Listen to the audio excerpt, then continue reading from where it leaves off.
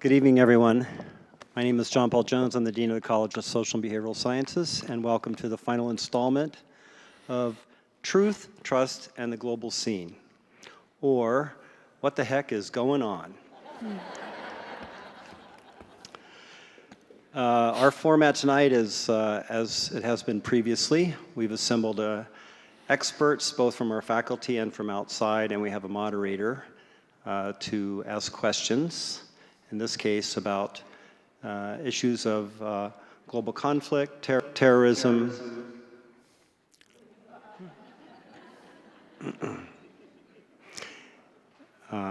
war, and the like. It's been a great series. I hope you've all learned a lot. The idea has been to be able to dive deeper into topics and to connect theory and events with practitioners who are out working in the world with our researchers. That doesn't mean that our researchers don't work in the world. They do. But they also bring a scientific reflection on the day's events, and they connect it to events that are taking place in other parts of the world, and they think about how theories need to be altered and contextualized when bounced off the real world. I have a few people I'd like to thank. First of all, the Fox Theater, Arizona Public Media, the Arizona Daily Star, and the Tucson Medical Center. They've been with us for the last 5 years, and I really appreciate their tidal level of support. Join me in thanking them.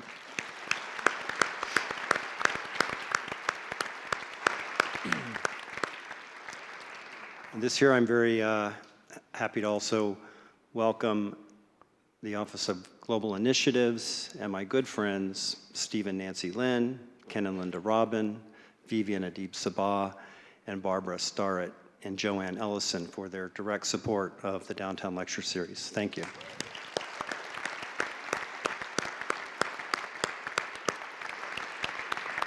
They not only support the Downtown Lecture Series, they support SBS, they support the U of A, and they're great people. And I think I said on the first night that we opened, I know they're great people because I've traveled internationally with them. And when you travel with someone and you find that they approach the world with a sense of humility, and they're patient, and they have a level of intercultural competency, then you know that deep down inside, they're a good person. And we have another person in the audience who I have traveled with internationally, and that is President Bobby Robbins. Bobby, would you please stand up?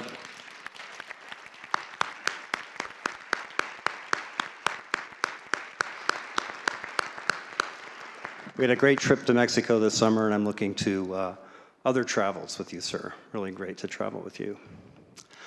I'm going to start with my moderator here, or our moderator, Professor Al Bergeson, the director of the School of Sociology.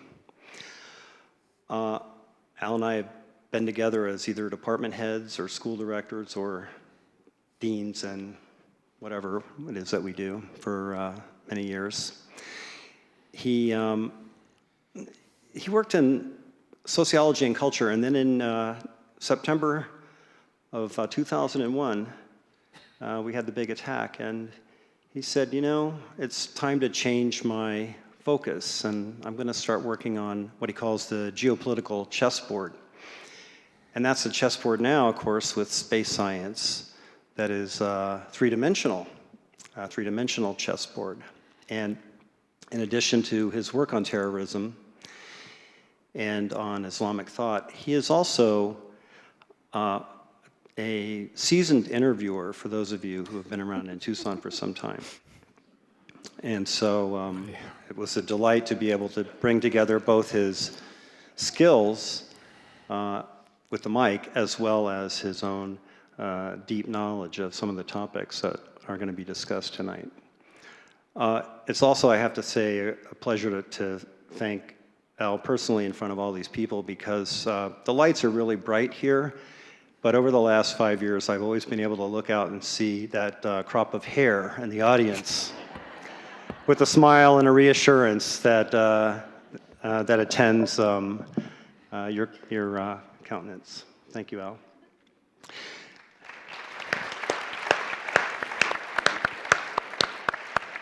Our special guest tonight is Ambassador Daniel Benjamin. He is the director of the Dickey School Center of International Understanding at Dartmouth University. He was ambassador at large and also the coordinator for counterterrorism at the U.S. Department of State from 2009 to 2012 under Secretary Clinton. And before that, he worked as a special foreign policy assistant to President Bill Clinton, also was a senior fellow at the Brookings Institute, a journalist for both Time magazine and the Wall Street Journal, and also a member of the National Security Council. In 2002, he wrote the book, The Age of Sacred Terror, which was one of the first in-depth analyses of the rise of Al-Qaeda. And in 2005, another book called The Next Attack, The Globalization of the Jihad. And it's a special pleasure of mine to welcome him to Tucson. Thank you. Thanks for having me.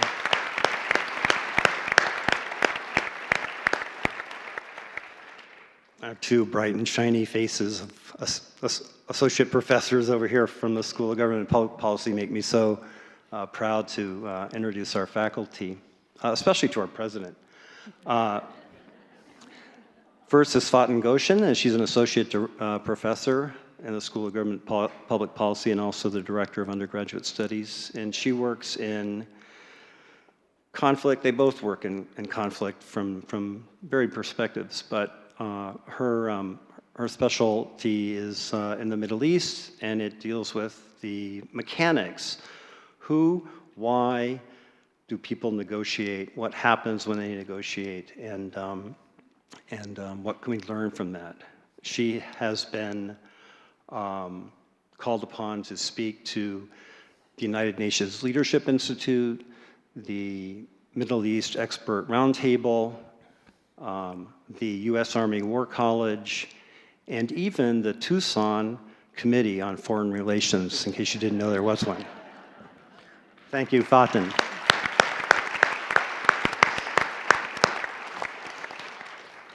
And finally, but not last, Alex Braithwaite. He is also associate professor and director of the PhD program in the School of Government and Public Policy. His work is also in IR, and he focuses on the United Nations and terrorism, civil war, international wars, protests, riots, and also how terrorists take advantage of those little windows of peace when people are trying to work things out and come around and mess things up. He's the author of the book Conflict Hotspots, Emergence, Causes, and Consequences, and with Faten has a $1.4 million DoD project they got this year to study refugees and instability across the world. Please join me in welcoming all of the panel. I hope you enjoy yourself.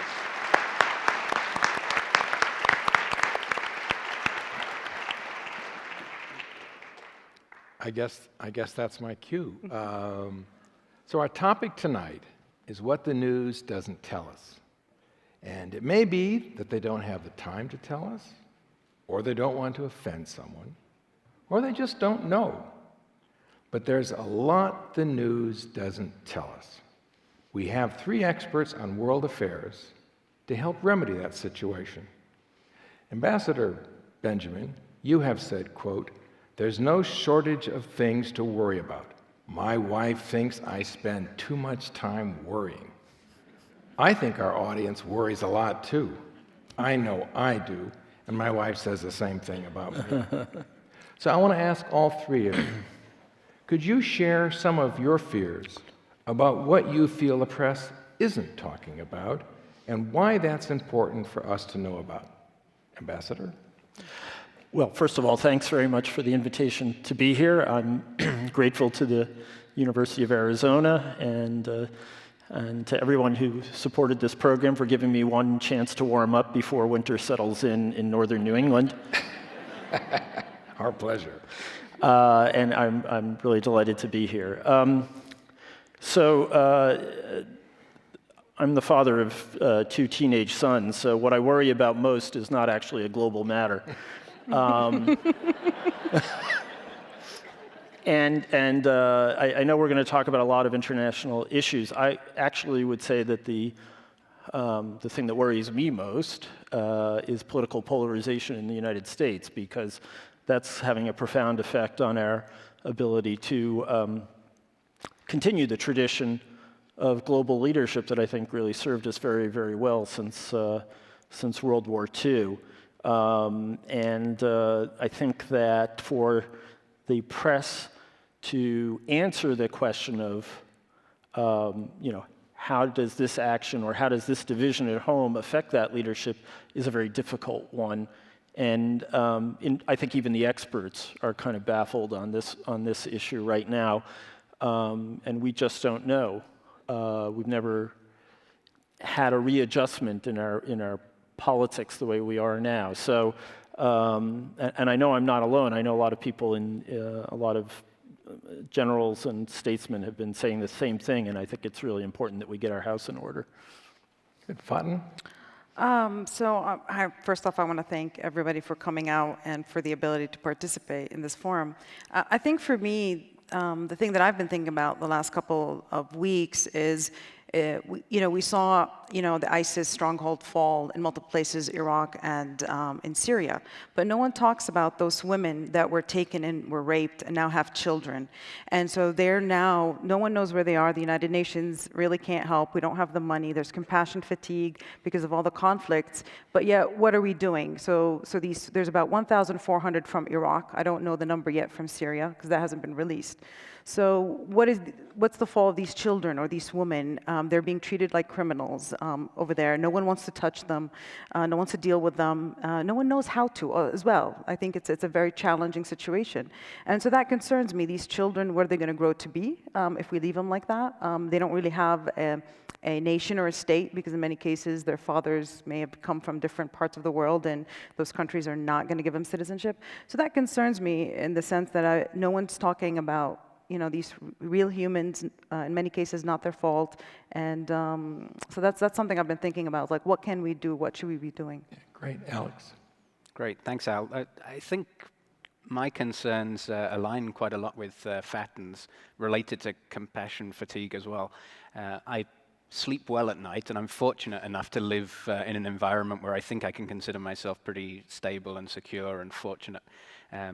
There are many that aren't, and there are many that we choose one way or another to scapegoat for problems that we observe internationally.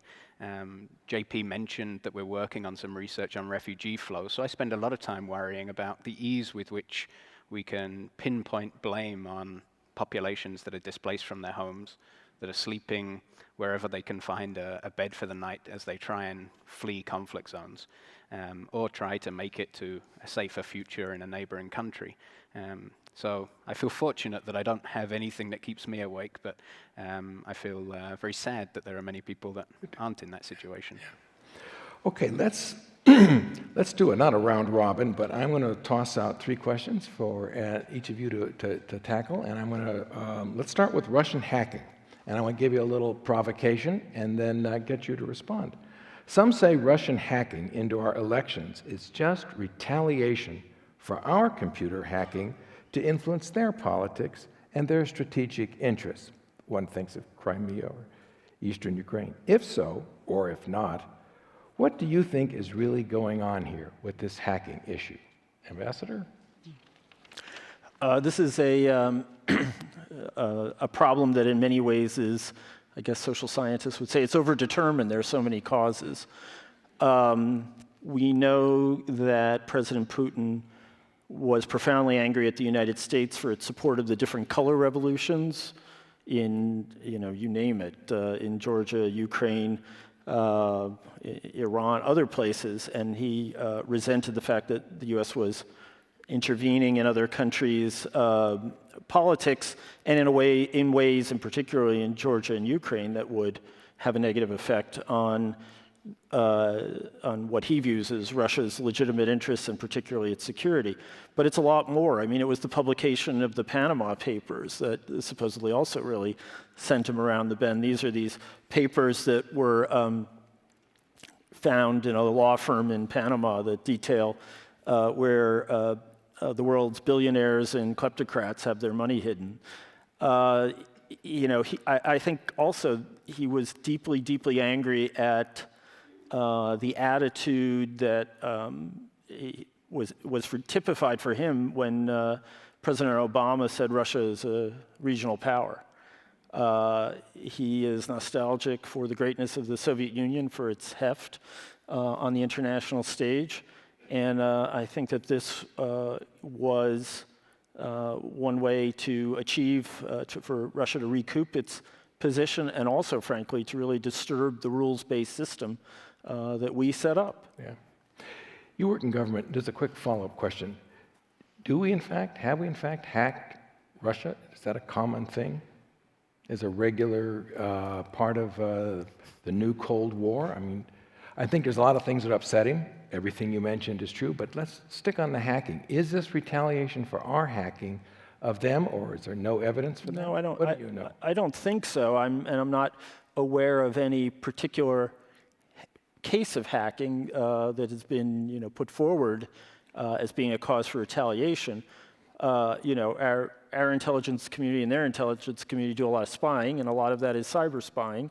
So there may be an element there, but I think that this is much more in the long tradition going back to Tsarist times of information operations. Remember, the Tsarist Russia was the place that gave us the Protocol of the Elders of Zion, possibly the first information operation.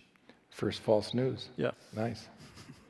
Button. Well, I really think in the case of cyber security issues and cyber warfare, this is not new, right? This is something that states have been doing, we've been doing, and other states have been doing. I think the reason why we're talking so much about it is because we never thought we, as the United States, as a hegemon, would ever be impacted so much by such an attack. But we have had attacks or attacks on our energy systems, on our electric grids, but also, we saw in the last couple of months, whether it was, I think, May and then another in June, where you have even these private hackers trying to get in, whether or not they're supported by governments. We don't know. We think some may have been supported by North Korea, some in the Ukraine, some in Russia. And so I think this issue is getting so much attention is because it's us. But it's not new in the realm of cybersecurity, in the realm of cyber warfare. And I think we always have to keep that in mind. It is dangerous in the sense that we fell to it. What more can we do to protect ourselves? But I think it's delusional to think that this is just the first time it's happening. Yeah, I can't help but be reminded of Klaus Fitz and whatever it was he said about this being politics by any other means or another means. This feels very ordinary to me, and in fact I would go so far as to say I think it's a big fuss about largely nothing. I think there's threats in the cyber realm for sure. I wouldn't be concerned about threats to elections being hacked. I think it's exaggerated, and given the theme of this evening's discussion, I'm especially worried that it's going to attract attention away from things that much more imminently pose a threat to us here and to our allies overseas. So I think a big fuss. Let me do a quick follow-up on that last one. If our intelligence communities do think this has happened, if some of the dump from the DNC or possible meddling in state electoral things did possibly tilt it, still knowing I love you, how can you tell me that this really is something I should just take lightly and it really doesn't make any difference? If in fact my election, my vote, can get turned by something completely out of my control, I'm just being a little forward. Sure. How can you be so cavalier? Fair point, fair point. I'm not a voter over here, you may have detected that. So maybe it's a little easy for me to be cavalier, but I think my concern is that A, we don't have the evidence that votes were swung. B, everybody is essentially hacking for their side during an election anyway. So sure, the Russians may have been involved in trying to influence voters, but we know both political parties were involved in the same way. We know special interests were involved. A lot of money goes into elections to try and persuade voters. So I think if we're going to be up in arms about a foreign entity trying to manipulate us, we ought to pay more attention to domestic influences as well. Fair enough. If we're keeping score, One thinks it's not retaliation. The others think it's a normal state of affairs. I'll let you guys decide. Iran. Is history on Iran's side? Meaning, is Iran an inevitable regional power in the Middle East? And if so, what are the pros and cons from the point of view of America's national interest? That is, are we a little like King Canute sitting at the edge of the beach and constantly trying to keep Iran from being a major regional power, and is it better that we adjust or not? Do I have it wrong, Ambassador? Well, Iran is an important regional power already, and it's heir to a great Persian civilization. It's a country of 90 million people. It's by and large a highly sophisticated nation. I think the questions are: is Iran going to be a regional power that plays by the accepted rules of the international game, or is it going to be a rogue nation? And so I think that the foreign policy practitioners of both parties have spent a long time trying to figure out how to keep Iran from acquiring a nuclear weapon that would be profoundly destabilizing in the region and that would lead to all kinds of, we believe, to all kinds of proliferation and quite possibly a conflict either with the United States or Israel. Can we in some way, pave a way for Iran to come out of the isolation it's been in? There's no question that Iran is a bad actor in the region and supports terrorism and subterfuge of various different kinds. And there's also no question it's not going to change overnight. But there are a lot of elements in Iranian politics that suggest that the window that we have bought with the Iran deal of 15 years is a lot of time in which Iran could evolve and in which its current leadership will pass from the scene, and we might yet see a better behaved Iran. Of course, a lot depends on its neighbors as well. So this is not the worst negotiated deal you've ever seen in your life? Well, it may shock you to hear this, but I actually think it's quite a good deal. And, I'm not alone. Prime Minister Netanyahu has spent the last 3 or 4 years trying to upend this deal, and yet his entire defense establishment thinks that it's a really good deal. We had one of the top Israelis in the defense and intelligence world visiting at Dartmouth, and I asked him how many people in your world opposed the deal, and he said one. Netanyahu? And that was the one. Yeah. Faten? I think we really need to keep things in perspective. Iran rise to power, the challenges in the region all began due to the war in Iraq in 2003. Since then, we've seen a regional Cold War, where you have on one side what they call sometimes the Sunni axis, or what they call the moderates. And by moderates here, I'm only meaning in the sense that they accept the status quo. And that is led by Saudi Arabia and has in its alliance the Gulf states, including Egypt and Turkey. And then on the other hand, you've got, the Shiite-led coalition in which Iran leads that, and it's called either the resistance. They like to call themselves the resistance axis, or we like to call themselves the radicals, because they they oppose the status quo. And I think to understand Iran, you have to understand the relationship with Saudi Arabia. I know we focus so much on Israel, but people tend to forget who helped Iran in the Iran-Iraq war for 3 years providing military weapons. It was the state of Israel. And that was at the height when Iran was under Ayatollah Khomeini. And the reason is they had a common enemy, which was Iraq. And in return, Iran then pays Israel by telling them about the nuclear reactor that Iraq had, and gives them the intelligence to bomb it. So even in the height when we did have the Islamic Republic of Iran and we had the State of Israel, they have worked together at some point. That's a quick question. Sure. If Israel was so helpful to Iran, how do you account for the harsh rhetoric of earlier and a little today, Iranian regimes towards Israel.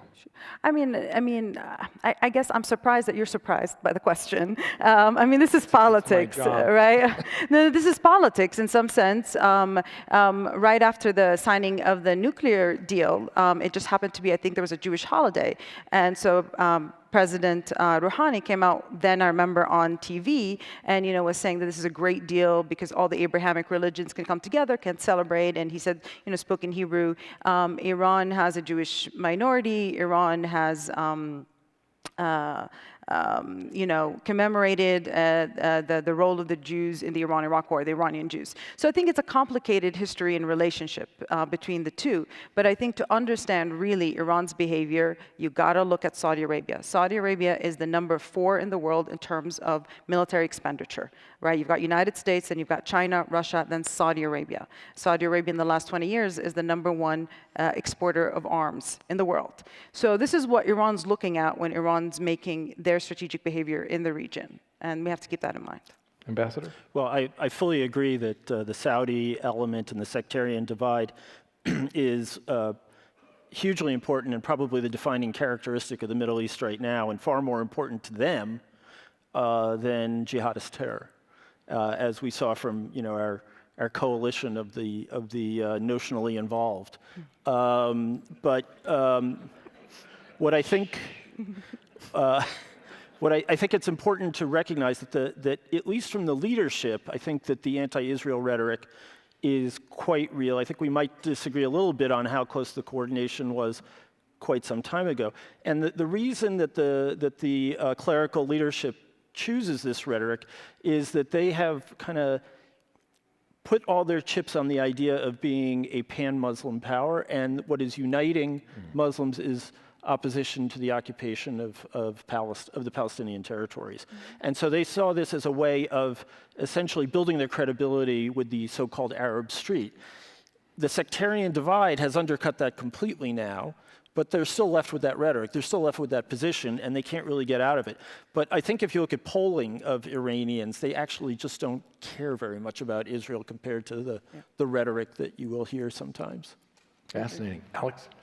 I'm hesitant to say too much. I think the British have done enough in the Middle East over the course of time. But I would just add that we've spent a lot of time in the field of international relations thinking about ways that we can embed states into the international system. Right? There's references to notions of complex interdependence. What we're really striving for, we think, at least theoretically, are connections between countries that make it difficult for them to fight one another. And I think what we have here is a deal that, whether or not it will stop Iran from developing or moving towards a nuclear weapon, it connects Iran with some of its neighboring countries, and more importantly, the P5 and Germany. And I think that connection is what's most important. I want to encourage you to find ways, at least tonight, to overcome the guilt of your British imperial heritage and your natural British reticence to, out here in the Wild West, speak forth and express We might be here yourself. sometime. Fair enough. I just wanted to add that something also from international relations is the role of bringing states in terms of to the international global economy. And there's a really good book by Ethel Sullinger that looks at the nuclear deals, and she argues that states that want to be part of the global market are going to be more hesitant down the line to then do things that will get them in trouble because they need this economic benefits, and they realize that that's an issue. And in her book, she demonstrates this with great case studies and other analyses. And so I think this is why, from the European perspective, they've wanted to use this agreement as an opportunity to bring Iran into the global market. And when you have this timeline of 15 years, as the ambassador was saying, then you have the opportunity to make it costly for them to defect and costly for them to do other kinds of behavior. Okay. Yemen. We're fighting in Yemen. We know little of the issues, speaking for the general public and myself. So behind the news, what are the real issues? More of a bottom line, I suppose. Why should we care and spend our blood and treasure over there? Any one of you who wants to start can. Sure, I'll take it. So the issue with Yemen is, I think it's one of the most, not complicated, but the least covered in our news. And more importantly, when it's covered, it's not covered correctly. You see the headlines that are catchy and great, but then they don't really tell us about the conflict. Originally, the conflict emerged in Yemen, primarily when the part of the group, the Houthis that we hear a lot about, it was an attempt to protest because the government has withdrawn fuel subsidies. In a situation where Yemen, very poor economy, that was a huge deal for them. And so this is how initially the protests began. And when the protests began and led to the ousting of the president, and then you had the vice president becomes the president. Now the conflict, those two, the people, the Houthis that led the rebellion or the revolt against the government, they're in alliance with the ousted president. So now it's a much more complicated, where you do have the Houthis, but you do have the ousted government. Why are we there? Why are we there? Well, two things. We're there because Saudi Arabia, this is in their backyard, and Saudi Arabia has had a long history and long conflict with Yemen. This is not the first time Saudis have intervened in the Yemen conflict.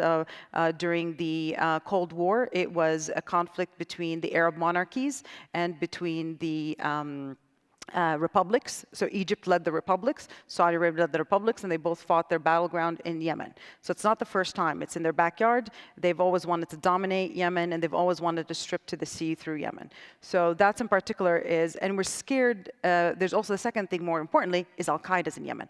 And remember, our first kind of like big launching attack in 2000, USS Cole was there. So there's always been an Al-Qaeda peninsula in Yemen, and they've gotten stronger over time. So those are the two kind of reasons why we're there. Okay.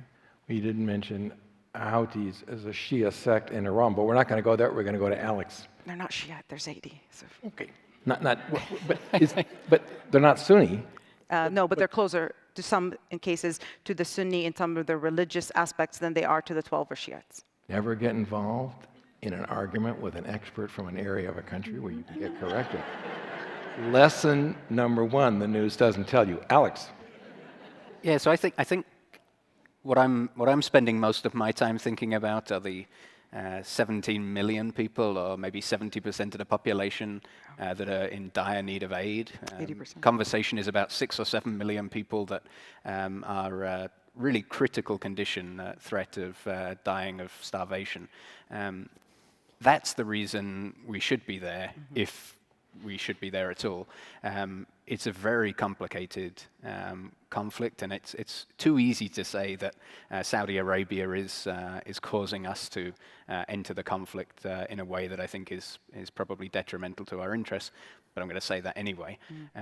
But I think attention being placed elsewhere on the individuals that are really on the harsh end of this, and it's very easy to forget about them. Yeah, Ambassador. So a lot of important things have been said. You know, it's hard to believe just how poor and how really desolate Yemen is, and it would have a claim on our interest just for that reason. It's hard to believe it's on the same peninsula as Saudi Arabia. We were there first for good counterterrorism reasons. We had a pretty good program going there, and we were trying to couple it with assistance to the civilian government and to help them build up their capacities. The Houthis, as was mentioned, had gone to war with the central government 6 times. And what changed was that the old wily dictator or strongman, Ali Abdullah Saleh, had been sidelined during the Arab Spring, and his vice president was elevated by an agreement of many of the different parties in the country. Saleh is an unbelievable person. I've met him, and he is one of the most bizarre characters I've ever met. When I met him, I was with our ambassador, and he threatened to have the ambassador kidnapped in the course of the meeting. This is not an idle threat in Yemen, where kidnapping was actually, you know, if anything, the national industry for quite a while. So when the Houthis succeeded and President Saleh, former President Saleh, joined their side, it was really a case of domestic upheaval. And it's interesting because the Saudis have been complaining that the Iranians were trying to subvert Yemen and get a foothold on the Arabian Peninsula, and for a long time, and we kept saying there's no evidence of that. I think at a certain point the Iranians heard this and said, you know, maybe it's not a bad idea. You know, if they're so worried about that, And the Iranians, I think, were very, very canny. They started sending arms and a few trainers to work with this group. And we can talk a long time about their religious heritage. They are not close to Iranian Shia. That I think we can all agree on. And I think the Iranians just looked at this and said, this is just a great way to light up the Saudis, pin them down, bleed them, make them really lose a lot in this effort. And it worked perfectly. There's an impetuous new crown prince in Saudi Arabia. No previous Saudi king, I think, would have ever done this. And it's worked beautifully for the Iranians. A very small investment and a big return. And the sad thing now is that because of the upheaval there are 600,000 cases of cholera. Yes. Wow. Okay, there's unbelievable malnutrition. Now, we have practiced alliance maintenance. Saudis are an old and close partner, and we have stood by them, and we have helped arm them, and we have given them intelligence, and at times we've given them intelligence in the hope of not having them bomb the wrong thing, which most militaries are capable of doing. But at this point, this is an international tragedy of enormous dimensions, and we're culpable, and we should be doing something else. Yeah. Ambassador Benjamin, I'd like to ask you a question. Thinking about your background so the audience can get a sense of your career, you were hired as a speechwriter for President Bill Clinton. Can you share a story or two, what it was like working in the Clinton White House? This was another one of my great career steps. So I will say that it was an unbelievable experience. I think perhaps for the president of the university, it's a little like being a resident in medicine or an intern in medicine. Only in this case, you're in international affairs, and because you're never sleeping, you're always busy. There's usually an attending somewhere who can make sure that you're not going to screw up too badly. But you're sleepless for 3 years while you're doing this. And I went from being a foreign correspondent, which I like to think of as being the last case of unalienated labor in the modern world, to being the smallest grain of sand in the world's most ravenous bureaucracy. And I walked in and I said, I really need to check my ego at the door and just kind of develop Eastern detachment as I go through this. It didn't last very long. Because I was just trampled. I guess one of my favorite episodes, though, was actually not too humiliating. President Clinton was going to speak to the Houses of Parliament in 1995. Mrs. Thatcher was still Prime Minister. It was his first meeting ever with Tony Blair. And I, drew the straw and got to write that one. And this meant an enormous amount to the president. He'd been to Oxford. He'd spent a lot of time in Westminster. He really felt of himself to be a child of the British Isles.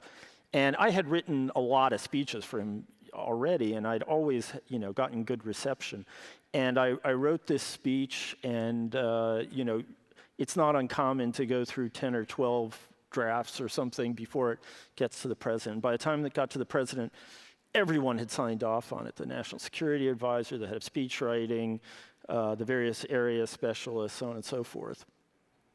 And they all thought it was great. And I got back the copy, and the president he's left-handed, and his handwriting's almost illegible. But I could read very clearly, I don't like this much. If your heart can actually sink to your ankles, mine did. And I spent Bill Clinton doesn't sleep a lot, and I spent the whole flight over rewriting it with him, going through it line by line, page by page. In fact, he did like it pretty much, but he needed to have this experience. So that was really a memorable thing. I think you want the worst. Yes, the very worst experience. Let it fly. But this is timely. This is timely because I know many of you have been watching Rick Burns' Vietnam documentary. And I was given the task of writing the announcement of the reestablishment of diplomatic relations with Vietnam. And the National Security Advisor was my real boss, but because we were in a cell in the National Security Council, and then there was the chief of speechwriting. And I had to go to both of them to get the instructions. So I went to the National Security Advisor's office, and he said, I want the president to come into the room, give these remarks, and leave, and no one will have known what happened. He said, I want this to be a non-event. We're not going to talk about Bill Clinton in Vietnam. We're not going to resurrect the 60s. We got enough of that. Just do it and get it done. I went and I saw the chief speechwriter. He said, this is an enormous event. This is huge. I want you to think of this as sort of Clinton's equivalent of Lincoln's second inaugural.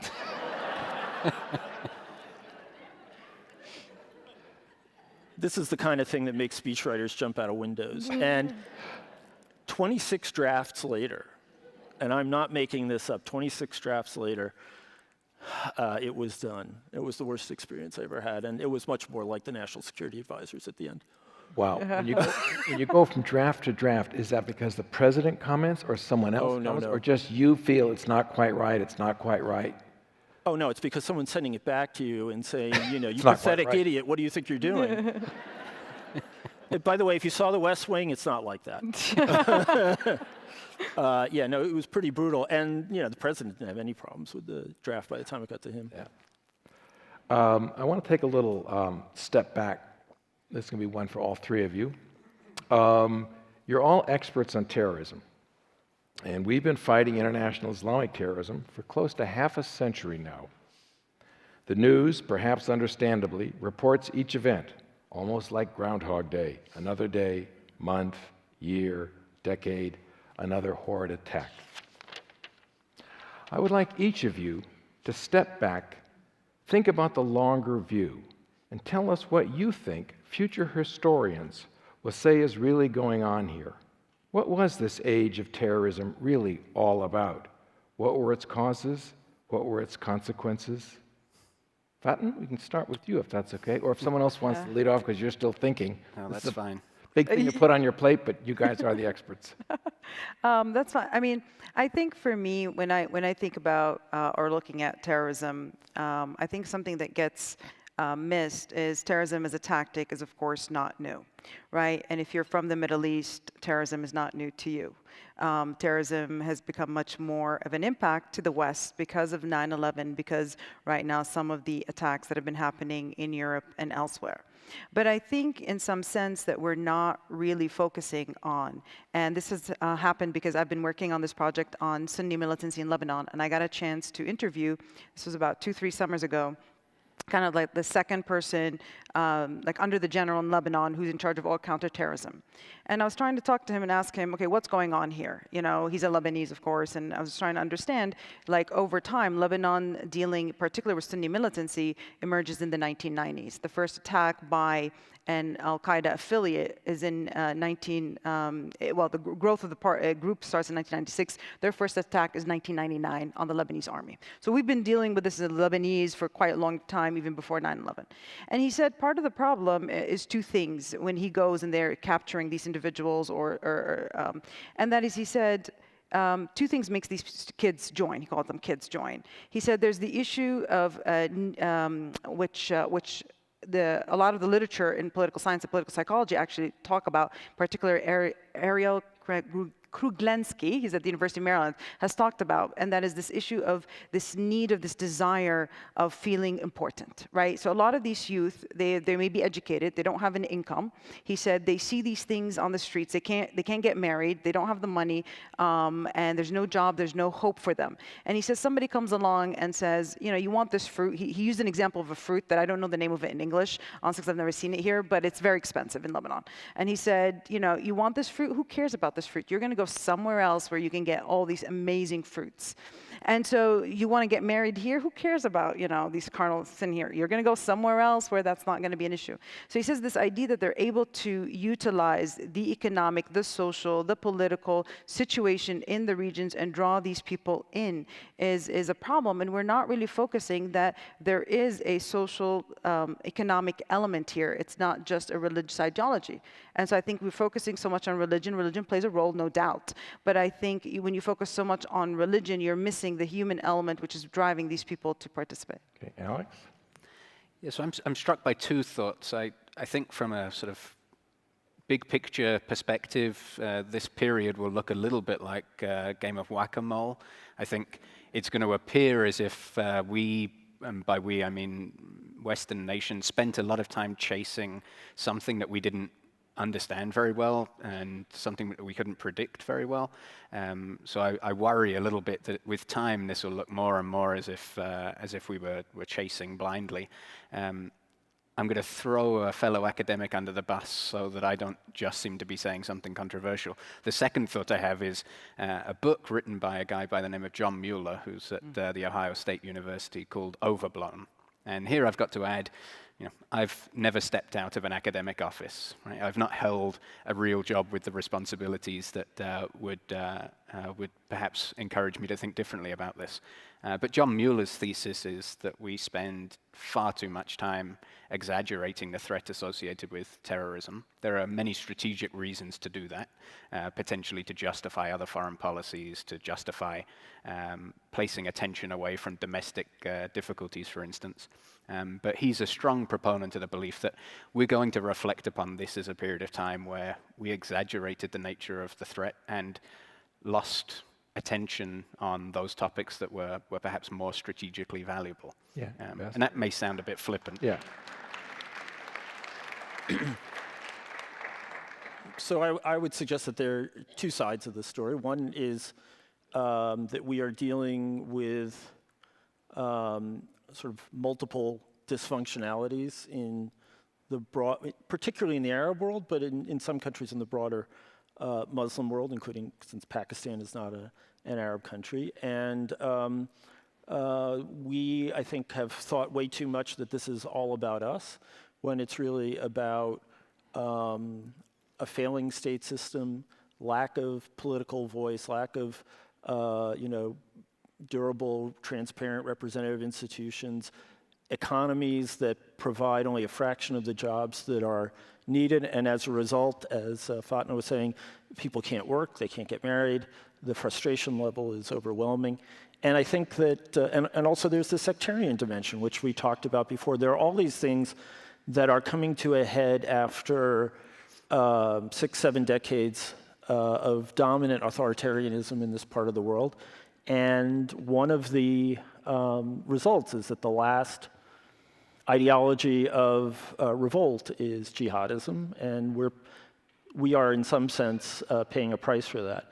I actually have some sympathy with the notion that we will look back on this and that we will wonder how we got so carried away. It is true that 9/11 was an unbelievable event. It's still the largest terrorist attack of all time by a lot. But at the same time, if you look at what public opinion is like today about terrorism in the last election, it ran neck and neck with the economy as the most important issue, according to Pew and lots of other pollsters. And you just have to think about how much verbiage was devoted to it during the campaign.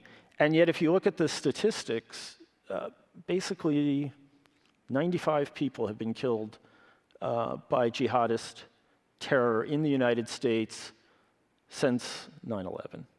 Now, one colleague of mine figured out that was that you were more likely to be killed by a deer and not be in a car than you were to be killed by a terrorist.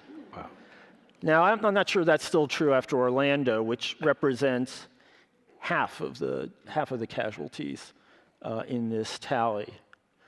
I probably wouldn't change the resource allocation because I think that Americans care a great deal about this, but I think that between wall-to-wall cable news coverage, social media, the appropriation of the issue by politicians trying to score points against their opponents, and even by the use of, by some religious communities of Islam as being the sort of replacement for the Soviet Union. I think there's been a detachment from reality about the nature of the threat. And frankly, I think if we might have seen very different concerns about Russia if we'd been focused on other things as well. And I say that as someone who spent the last 20 years working on this stuff. Democratic Representative Frederica Wilson said that Niger will be Trump's Benghazi. She is referring to the ambush of 4 American soldiers in Niger and the unanswered questions that have arisen, such as whether to recover the body of, whether to recover Army Sergeant LaDavid Johnson's body, the days it took to recover it, pardon me, whether the troops had enough adequate intelligence, equipment, and training. At the time of the Benghazi attack in 2012, Ambassador Benjamin, you ran the State Department's Counterterrorism Bureau. You were right there on top of an event that generated congressional hearings. At dinner, he informed me, I wrote this earlier, that he was actually out of the country somewhere else, but he'll talk about that. My question to you is this. Is Niger a new Benghazi? Should there be a select committee on Niger, as there was on Benghazi? No one better, I think, in this room to address that than you. Yeah, I thought that the Congresswoman's remarks were misplaced because I thought the Benghazi investigation was an appalling disservice to the nation, a huge waste of resources, and a witch hunt of the highest order.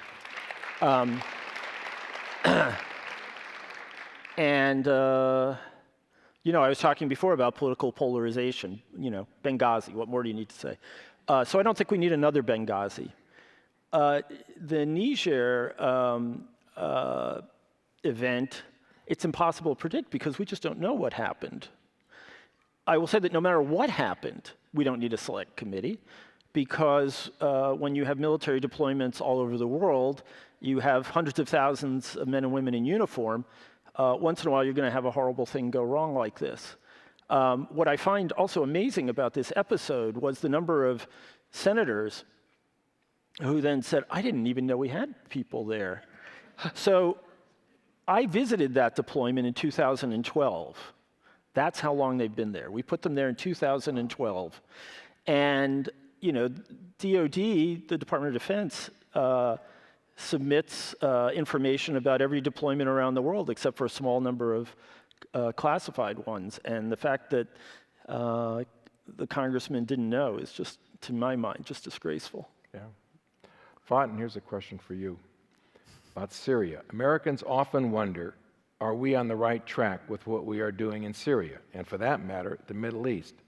I also wonder how many Americans have a real understanding of the context in which the Syrian fighting is taking place. So what do we really need to know, that we are not hearing about Syria today? Oh, wow. That's a tough question, because a lot would be my first response. The fact of the matter is, from the start of the Syrian conflict, we decided to frame it in a certain narrative, and we dealt with it from that narrative. And as a result of that, it's been a faulty policy. And the reason why I say that is I was in Lebanon as some of the protests had happened. And in the case of Syria, absolutely. There was about 1 million people who went down in the streets. You had protests in Damascus, you had protests in Daraa, protests in Benya, all over the country. But what wasn't talked about were 2 things. First is that each of the protesters, unlike the ones that happened, let's just say in Egypt or in Tunis, is they had a different slogan. It was not the same. So while people contested the regime, they did it for different reasons. The one in Damascus was about democracy, human rights, absolutely. But the other ones were not. Like in some cases, they were protesting a secular government, right? What they wanted was a religious government. In some cases, they were protesting the government banning the wearing of the niqab in schools, which is the one that covers all the face. So there wasn't a uniformity. And so this idea that we can just go in or help a group win was was a problem because they couldn't themselves agree on anything other than they wanted the regime gone. But beyond that, they couldn't. The second thing is what did not get covered, and when I saw pictures, I found that very disturbing in the sense that there were over 2 million who protested for the regime. Okay, now again, there are different reasons why they did that. Some would say they were for, some would say, well, they're benefiting from it. It's for different reasons. Minorities came out, of course, people who were benefiting economically from the regime, but also there were people who were just afraid. They look at Iraq, they look at Lebanon, and they're like, we don't want to be you two or your experiences. And so I think we misunderstood the dynamics on the ground that was happening in Syria from the beginning. And so we thought that by giving weapons, and again, it doesn't mean that there weren't any horrific acts, and the way the President Bashar Assad responded initially was horrible. But at that time, by every measurement that we use in political science to look at the regime in Syria, they were not the worst ones in the region in terms of human rights violations. Again, they're not good, but they're not the worst. And so I think we misunderstood that, and as a result opened the door for so many different domestic, region, and international actors to get involved, and it's become so complicated right now that so far it looks like everybody that bet that Assad will be out, well, guess what? He's not. Yeah. And I think that was a wrong decision by allowing our allies to fund groups who ideologically were the same as Al-Qaeda. And we did that, and we didn't do it, but we knew our allies were doing it, and we just turned a blind eye, and I think that's been a big problem. Last night, Brian Williams was on MSNBC talking about the possibility of a second Korean War. There's clearly anxiety in the public about what we are doing or not doing regarding North Korea. Ambassador Benjamin, can you talk to us about the larger geopolitical context in which this crisis is unfolding to add to our understanding? Well, I'm tempted to say no. Okay, next, Alice. But I've been in enough interagency meetings that I know if someone asks you to talk, you better talk. Clearly, one of the really big issues is our credibility as an ally. We are having all kinds of frictions with the South Koreans on what the appropriate response should be. We've bewildered a lot of our friends in the region. And, we were talking about Iran before. What happens in Iran and what happens in North Korea, there's an important linkage there. If we break the Iranian deal, believe me, the North Koreans are not going to negotiate with us for some kind of way to limit their program. And if we attack North Korea, I don't think the Iranians are really going to believe that we're in this for the long haul. And beyond all else, the fact that we are really talking as much as we are about a preemptive strike, which would cost tens of thousands of lives on both sides, I think has got everyone nervous about the stability and level-headedness of American leadership right now. I want to ask you yes. By the way, none of these questions were meant to be easy. Also, I didn't tell them ahead of time. I said there would be no gotchas, but I didn't give many hints. So I think they've done a fantastic job. I don't know.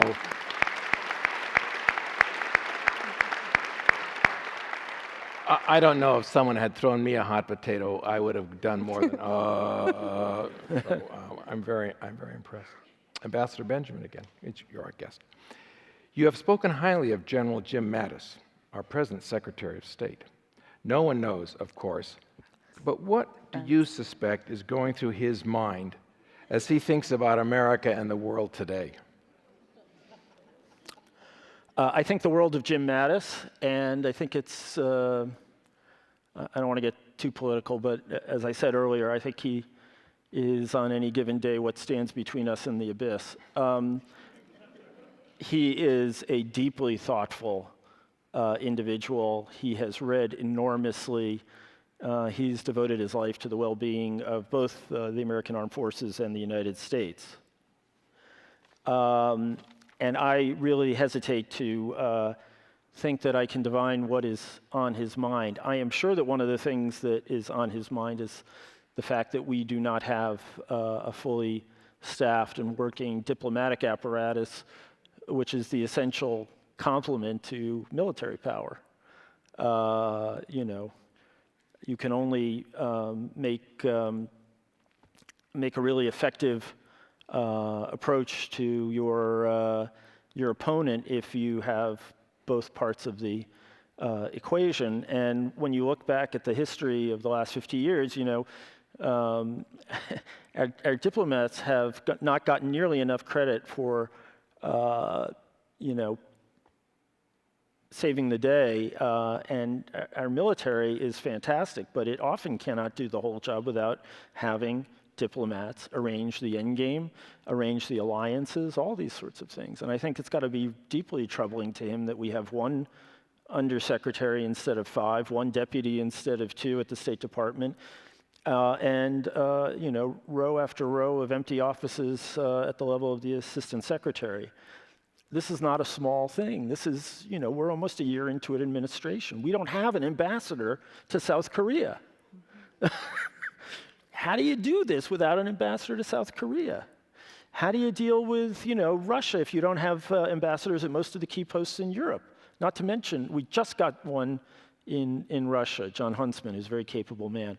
So I think he'd like some help in that department. That's what I'm betting. That seems like a reasonable. That seems like a reasonable request. We're going to turn to questions from you guys in a second, but I want to ask Alex one more question, and then one more for the whole group, and then we'll turn to your questions. Alex, one of your areas of scholarship is global refugees. What is some key background information that's important for us to know that we might not be getting from the news about the global crisis of refugees? Yeah, I will say, actually, I think that the news coverage has been, by and large, pretty good on the nature of the crisis. I think pretty good detail is given about 65 million people displaced from their home, 20 million of them as refugees. We hear a lot about episodes within the crisis. So we saw the initially very positive response in Germany and Austria and other countries in Northern Europe. We then see the decline in the relationships between local populations and refugees arriving. I think what we miss out on are the implications of policy making. So, you know, Hungary takes a decision to build a border wall to fortify its borders, first with Serbia, then with Croatia. We see refugees as a result of this having to divert their pathway. And we see this year alone, since the beginning of the calendar year, 5,000 refugees dying in transit, just trying to get across the Mediterranean, 3,800 of them. Forced migrants across the world, 300 just south of the border here that have perished this calendar year, trying to get from Central America into North America. And I think those stories are the ones that get lost. I think we see the big picture pretty well, but I think the connections between refugees leaving their homes and finding sanctuary are what we miss out on. Okay. So this is my last question for the group here, and then I'm going to turn to your questions.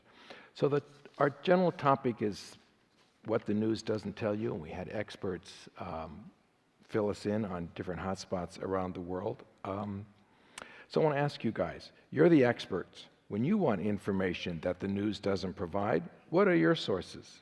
Think for a moment. Which magazines, books, broadcasts, websites would you recommend we check in to do a better understanding of today's events? Anyone? You can go back and forth on different ones, but you folks, I think you should read Boop-de-Boop or check out Bump-de-Bump or something like that.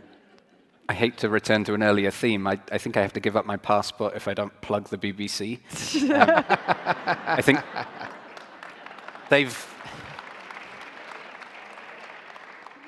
I think they've pretty consistently maintained a pretty good voice, although people have questions about their coverage of Brexit, which I won't get into. Which the Russians meddled in, by the way, to come back to. But, though all they did was exploit a pretty nasty underlying sentiment, which saddens me greatly. I think in a domestic setting, I would plug a relationship that the Washington Post has, whatever people may say of the Washington Post in various ways, but the Washington Post has a relationship with a group of academics, a blog that they refer to as the Monkey Cage, and it's a way of, it's a way of converting academic research into newsworthy discussion, and I would encourage everybody to take a look at that. It's a pretty good, insightful source. One website that I like to go to every morning, in some sense, it's called allsides.com. And the reason is because they're going to give you, there's a caveat to it, though. Sometimes if you don't have subscription to some of the articles, you can't get to. But what they do is they're going to put every article on a topic, and they've got a rating system. So they'll tell you which article is leaning center, which article is leaning left and right. And so what I find fascinating is reading all three and skimming all three, because I want to see how the news is, or one topic is being covered, because, you know, probably the full picture is in all three of them. And so you get to see that. So, but also, I just don't think it's enough to read domestic. And so I've always told my students in all my classes, whether politics of the Middle East or armed conflict, conflict management, you need to pick one American and one non-American. Because again, in Europe, they're less likely to use adjective as they're describing or writing in their news. And so I do look at the BBC and the Guardian. I have them filtered in to tell, like, on topics that I'm interested in. And then, you know, New York Times and Washington Post here in the United States, and then of course I skim Arabic, but I can't give that out. So, you know, one of the underlying premises of this evening is that the news is somehow not keeping up, and that's always true. What's also true, actually, is that this is like the first hopeful moment for the news business that we've seen in quite a long time. There's actually a newspaper war going on between the New York Times and the Washington Post, with the Journal and the LA Times playing a role as well. It's more focused on domestic stuff, but the coverage has been fabulous. And, you know, I think that's to be celebrated. Yeah, it's terrible to own a small family paper outside of a major metropolitan area right now, but, you know, if you're reading one of the major dailies, I always tell my students, one major daily, Times, Post, Journal, or LA Times, The Economist, which I think is superb, even if it's often not, you know, lots of TikTok, lots of, and you know, academics and former diplomats never get quoted, but it's still great to read. And then the other thing, and this is going to sound ironic, especially in an era where we bash Twitter all the time, but you know, if you go on Twitter, it really is a marvelous thing if you start following people, because you will find that if you have particular interests, you know, you follow this person, and then that opens 3 more people up to follow. You'll get an amazing news stream that will bring you The Guardian, The Times, the Al Jazeera, Al Monitor, which is a great website on the Middle East. You'll get, you know, just everything turns up. And, you know, I'm basically a curmudgeonly guy who hates social media. I've never been on Facebook, but the Twitter thing is, you can really learn a lot if you spend just a little time strategically picking out who you're going to follow. I'll second Al Monitor. It's a really, really good English, and they have journalists from the region writing. So you're not just getting, it's all in English, but you're getting journalists from Israel, from Iran, from Palestine, from Lebanon, from all around the world writing about issues facing their society. So it's a really good one. Yeah, and I would also just add on Twitter that I think Twitter has actually given really sharp academics more access to a broad public than anything in the past, because they write their blogs and suddenly they're reaching 20,000 people, and people who I otherwise would not have necessarily come across. Now I see their stuff every day or two, and it's been incredibly helpful. You know, it's just a thought of my own for the first time in this, just as marginal groups, often with pamphleteering and other kinds of things, began new ways of spreading information that later took over. History may look back at Trump's use of the Twitter, and you may find future president that is maybe with us for a much more long time. All right, let's take some questions from the audience. Here's a heavy one. With the rise of regionalism and the lack of a true global leader, i.e. after the U.S. after World War II, are we on the brink of a more profound conflict given the current crises? In effect, will things go south in a big way given all the problems around the world today? Your best guess. So I mentioned earlier on this notion of complex interdependence. Really what a lot of international relations scholars are interested in doing is explaining when we might find alternatives to a baseline anarchy in the international system, a word used in slightly different setting than its more colloquial usage. But anarchy would simply suggest we don't have a central government internationally. In the absence of anarchy, we've tended to see strong hierarchies. So we've had hegemonic powers, the UK, the US most recently. There are alternatives to this, structures that can help to bring some order where otherwise anarchy would prevail. And I think this complex web of interdependent relationships is the best alternative if we're going to be absent a hegemon. So trading with China, important. Right? Negotiating with North Korea, with Iran, with others, important. Because as we slowly claw these states closer to us, we find our relations improve. Right? It's a little idealistic, but I think that's where my hope is. Do either of you care to jump in? You don't have to.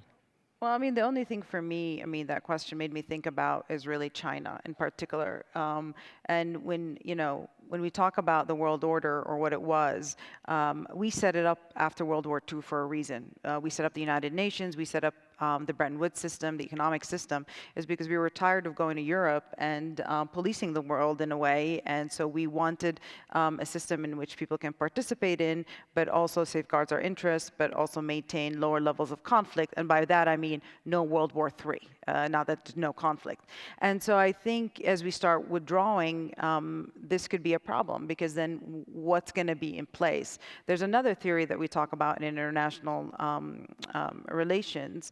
And according to that theory, we may actually be witnessing a rise of China. And if we're witnessing a rise of China, are we going to see a conflict with the United States? Not necessarily, but they predict that around 2030, 2040, that China may surpass the United States. And as a result, they may want to determine the global order. And if they do so, if it's something that we're satisfied with, then that's fine. But if it's something we're not satisfied with, that means that may be World War III, us and China.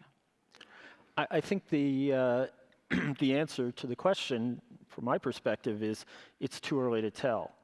I think that in 2016 we would still say that that the globe was still evolving towards ever more integration, more trading deals. We have a very strong alliance in NATO. We had, going back to the first President Bush and President Clinton, more and more networks in the Americas, in APEC, the Asia-Pacific Economic Community. All kinds of things were, stringing us all together into a web in which we all gave up a little freedom of action in return for more security and essentially dependable returns.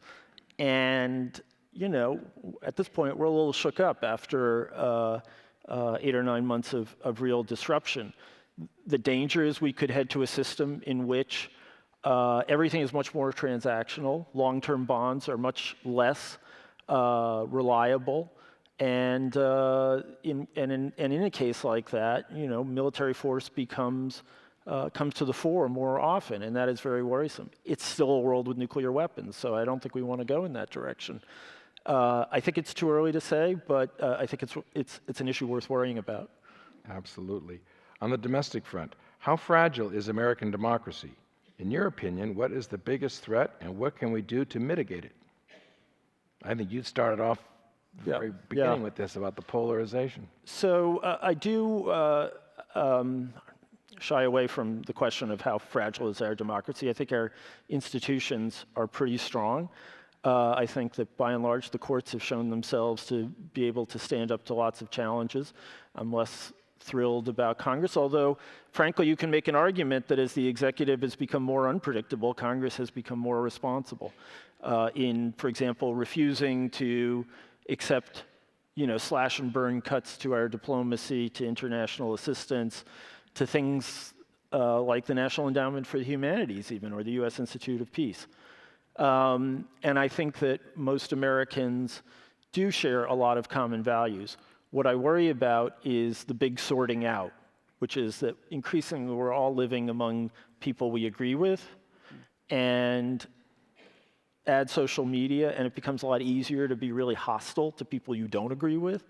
And as a result, we've seen this kind of extreme division between different communities and value groups. And as a long-term proposition, I think that's just profoundly dangerous for the country. I mean, I grew up in a town where, maybe it was more Democratic than Republican, but everyone was living in the same neighborhood. And that is less and less the case. And, you just have to look at those charts where you see, urban centers completely blue and then vast seas of red. Yeah. This is not good for the country. Here's a follow-up question for the ambassador. What was it like working with Hillary Clinton? And are there any stories you could share with us about that? It was great working with her. She has an extraordinarily organized mind. She manages to cover 30 different portfolios at once. We would have our Monday morning meetings with the entire staff, and she was always, even with you, one step ahead on your inbox, and it was kind of humiliating, actually, at times. So I loved working with her. One funny thing was that she used to say first of all, she met me. She was introduced to me when I first got to the White House by a mutual friend who was working there, who had known me in an earlier life in school, and so he introduced me as Danny. And at some point in your life, you like to shed those monikers, and but there are people you cannot correct. And so, she would be in front of, several, foreign ministers, heads of state and whatnot, and she'd say, "Danny, what do you think?" And I would bite my lip and move onwards. She also used to always say, "Danny, whenever I see you coming, I get worried." I think that was because of my portfolio more than anything else. At least I hope so. But it was a pleasure working for her. She's terrific, and I think she's given a great deal to the country, and I hope it is positively reciprocated. What is the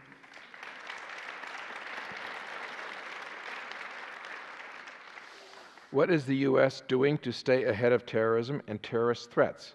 What kinds of threats exist today? All three of you are terrorist experts. You jump in. Yeah, so I think that the sort of elephant in the room here within the U.S. is the major source of terrorism not being from a radical, perverted version of a foreign or apparently foreign religion, but rather a radical and perverted version of a much older and more familiar local religion. So I would look to the right. I would look to sources of violence within the US as the area where we are already spending a lot of time and paying a lot of attention, but maybe we're not quite reflecting reality in terms of some of the news coverage and certainly some of our academic research, which is slow to pick up on this. I want to second that because that's the first thing that came to my mind, and it came earlier when we were talking about terrorism, is that if you look at all the police departments, FBI, and a lot of what they write in the report in the last at least 6-7 years, they've talked about the fear from the alt-right in the United States in terms of attacks on them or other institutions. But the one internationally I want to say is we really need to take a look about our alliance portfolio, and we need to be really thinking about the role that, for example, our main ally, Saudi Arabia, has played in fueling some of those extremist groups. We've been willing to look the other way, and I think that's a problem. If we really want to solve terrorism abroad, we need to look at the role they've been playing since 1979. So I'm glad the question came up, because it gives me a chance to circle back to, getting killed by a deer, because I didn't really explain entirely what I meant. I think the thing that is not fully appreciated in the public is that the rarity of terror is not an accident, it is the result of a government working well. And in particular, I think that the people who deserve credit, and this is going to make some of your head spin, I think it's the people who designed our border controls. Because we have not yet had, since 9/11, a single person come in from outside the country at the direction of a foreign terrorist organization and carry out an attack. Now, during the campaign, you heard a lot about how we have no idea who's coming into our country, and we've got to keep people from those countries out. But the fact is, there are more databases than you can shake a stick at that you have to get through if you're applying to come here.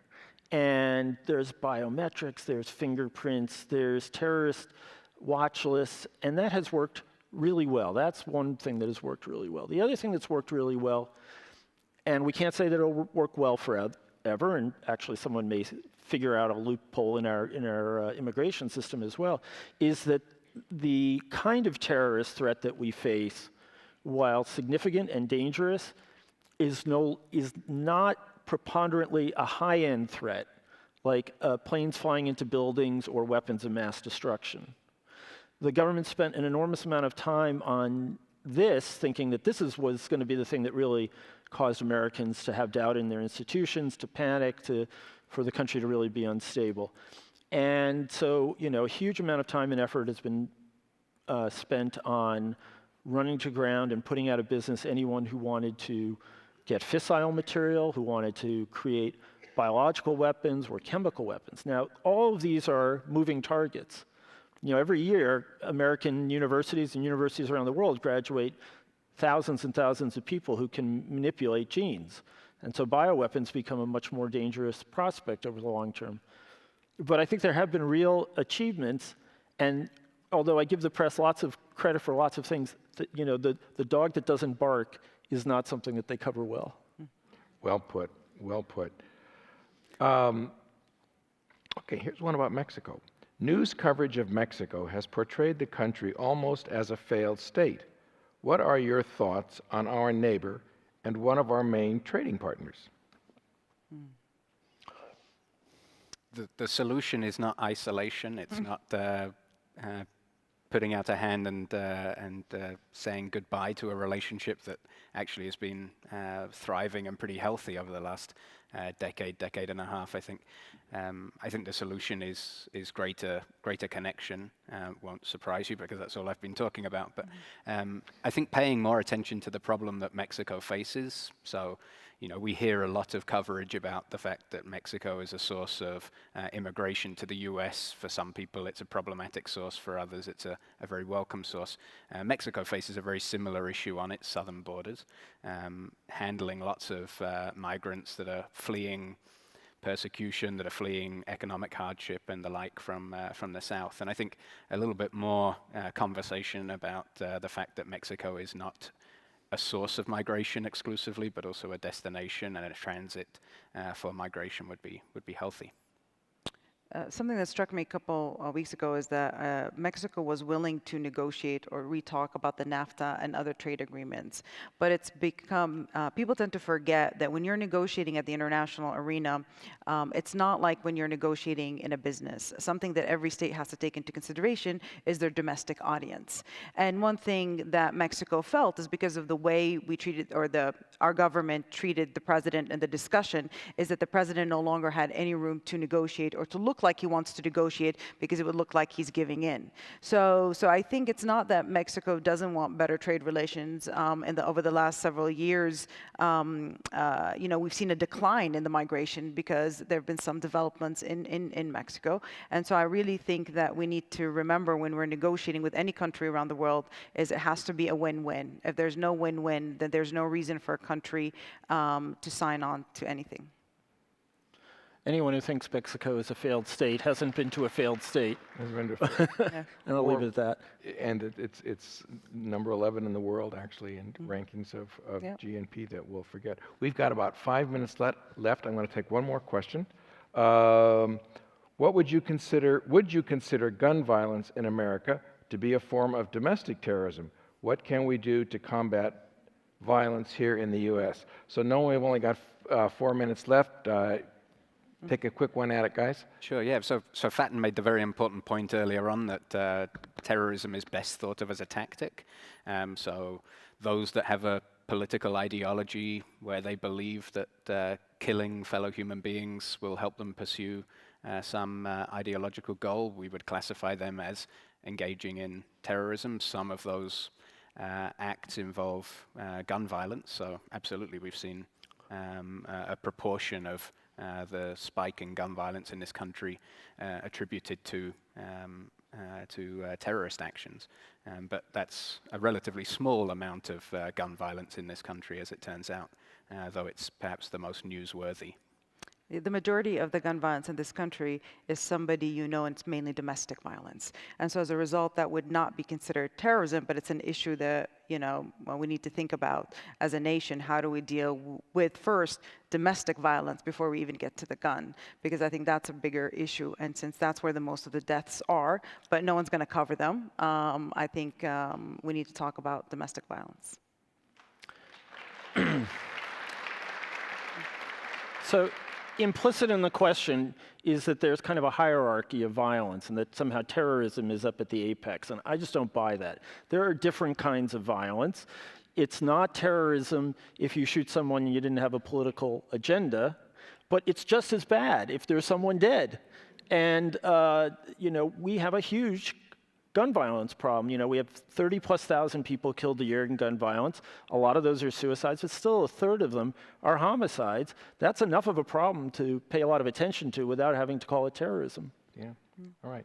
We are coming up against the clock at 8 o'clock. I want to thank my guests. I want to thank all of you for coming out. Let's give them a big round of applause.